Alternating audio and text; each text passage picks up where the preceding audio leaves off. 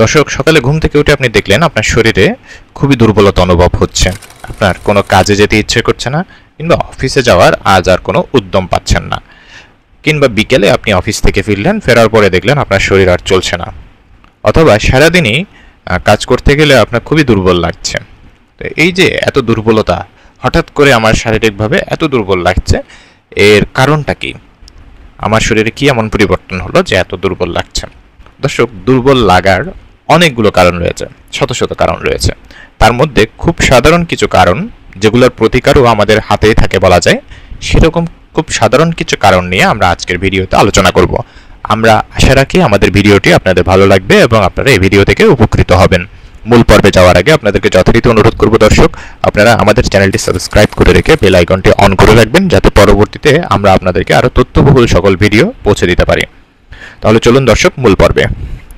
দুর্বল লাগার যে কারণগুলো আমরা আলোচনা করব, তার মধ্যে প্রথম কারণ অপর্যাপ্ত ঘুম। দর্শক, আমরা ঘুম বলতে বুঝি আমি ডেলি 7-8 ঘন্টার যে কোনোভাবে একটা ঘুম দিলেই হলো, কিন্তু না, ঘুমের সাথে অনেকগুলো বিষয় সম্পর্কিত থাকে। ঘুমের কোয়ালিটিটা কেমন হচ্ছে, অর্থাৎ ঘুমের গুণগত মান, ঘুমের কোয়ান্টিটি কেমন, আপনি প্রতিদিন কতটুকু ঘুমাচ্ছেন, এবং ঘুমের টাইমিংটা কেমন, অর্থাৎ কোন সময়, দিনের কোন সময় আপনি ঘুমাচ্ছেন। এই সমস্ত বিষয় খুবই গুরুত্বপূর্ণ, কেননা এই কোনো একটি বিষয়ে যদি কোনো গন্ডগোল হয়, তাহলে আপনার ঘুম ঠিকমতো হবে না, এবং ঘুম ঠিকমতো না হলে কিন্তু আপনার দুর্বল লাগবে। ঘুমের কোয়ালিটি বলতে আপনি কি সাউন্ড স্লিপ দিতে পারছেন, অর্থাৎ আপনার ঘুমটি কি একদম নির্বিঘ্ন হচ্ছে। ঘুমের কোয়ান্টিটি বলতে একজন সুস্থ পূর্ণবয়স্ক মানুষ প্রতিদিন 7 থেকে 8 ঘন্টা একটা ঘুম সাউন্ড স্লিপ তার প্রয়োজন, সেই পর্যাপ্ত পরিমাণে ঘুমটা আপনি দিতে পারছেন কিনা। অথবা ঘুমের টাইমিং, আপনি দিনের কোন সময় ঘুমোতে যাচ্ছেন, অথবা রাতে আপনি একটা পরিপূর্ণ ঘুম দিতে পারছেন কিনা। ঘুমের জন্য আমাদের সময় নির্ধারিত রয়েছে দিন এবং রাতে, তো সেক্ষেত্রে আমরা যেন ঘুমের টাইমিংটা ভুলে না যাই।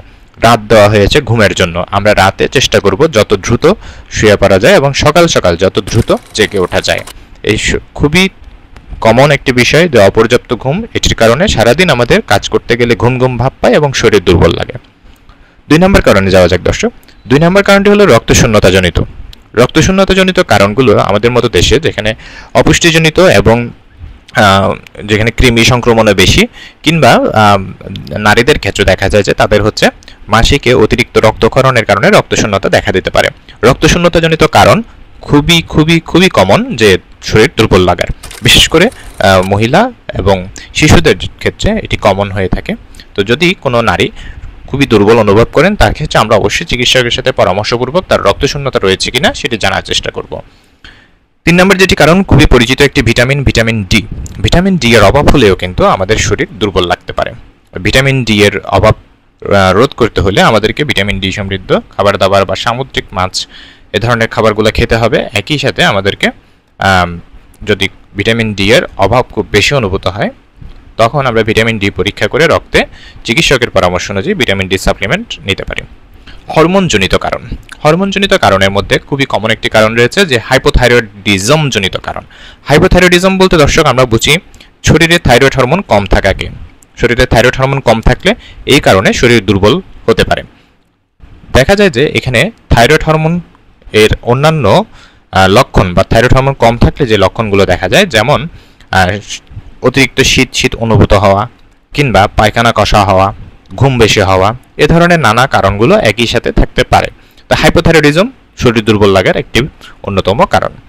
এছাড়াও দেখা যায় যে যাদের ডায়াবেটিস আছে, তাদের ক্ষেত্রে কখনো কখনো রক্তে শর্করার পরিমাণ অনেক বেশি বেড়ে যায়, কিংবা শর্করার পরিমাণ অনেক কমে যেতে পারে, অর্থাৎ তার ক্ষেত্রে অনিয়ন্ত্রিত ডায়াবেটিস, এটিও শরীর দুর্বল লাগার একটি প্রধান কারণ। তো যাদের ডায়াবেটিস আছে তারা খেয়াল রাখবেন, সবসময় সুগার মেপে রাখতে হবে, এবং যদি এটা অতিরিক্ত কমে যায় কিংবা বেড়ে যায়, তাহলে আপনার দুর্বলতা অনুভব হতে পারে। পরবর্তী যে কারণটি বলবো সেটি খুবই পরিচিত একটি কারণ, এবং এটি প্রতিকারও আমাদের হাতেই রয়েছে। সেটি হলো ডিহাইড্রেশন বা পানি শূন্যতাজনিত কারণ। আপনি যদি পানি কম খান, আপনার শরীর খুবই দুর্বল লাগবে। সে কারণে একজন সুস্থ পূর্ণবয়স্ক মানুষের প্রতিদিন 2 থেকে 3 লিটার পানি খাওয়া উচিত। 5 নম্বর যে কারণ আমরা বলবো দর্শক, সেটি হলো দুশ্চিন্তা বা হতাশাজনিত কারণ, কিংবা মানসিক অবসাদগ্রস্ততা। আপনি যদি দুশ্চিন্তাগ্রস্ত হন, হতাশ হন, কিংবা মানসিক অবসাদগ্রস্ত হন, দেখা যাবে আপনার কাজে উদ্যম কমে যাচ্ছে, আপনার ঘুম কম হচ্ছে। ঘুম যত কম হবে, আপনার পরবর্তী দিন তত দুর্বল লাগবে। এই যে মানসিক স্বাস্থ্য, আমাদের শারীরিক স্বাস্থ্যের উপর কিন্তু মানসিক স্বাস্থ্যের একটি বিরাট প্রভাব রয়েছে। মন ভালো না থাকলে শরীর কখনোই ভালো থাকবে না। 6 নম্বর যে কারণটি আমরা বলবো সেটি হচ্ছে যে কোনো ইনফেকশন বা ভাইরাসজনিত হতে পারে, সেটি ব্যাকটেরিয়াজনিত যে কোনো ইনফেকশনই হোক। একটি সাধারণ ভাইরাস জ্বর হলেও ভাইরাস জ্বর সেরে যাওয়ার পরে মানুষের 1-2 সপ্তাহ একটু দুর্বল লাগতে পারে। তো দর্শক, এই যে কারণগুলো আমরা বললাম, এই কারণগুলোর সঠিক প্রতিকার যদি আমরা করতে পারি বা আমরা যদি জীবনযাপনে কিছু পরিবর্তন আনতে পারি, তাহলে আমরা এই শরীর দুর্বল লাগা বা অবসাদগ্রস্ত লাগা এটি থেকে আমরা মুক্তি পাবো।